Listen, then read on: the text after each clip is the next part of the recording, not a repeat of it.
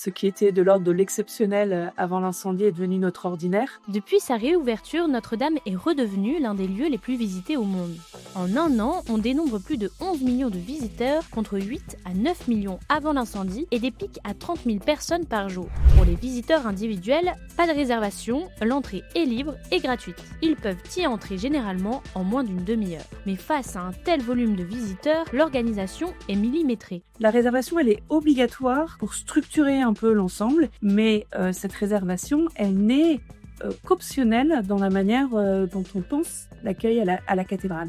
Objectif, accueillir tous les publics sans jamais dépasser ce plafond de 30 000 personnes, considéré comme le maximum acceptable. Et il y a un phénomène nouveau, le retour des pèlerinages. Cette année, 650 groupes ont déjà été accueillis. Tout se passe obligatoirement par la réservation en ligne.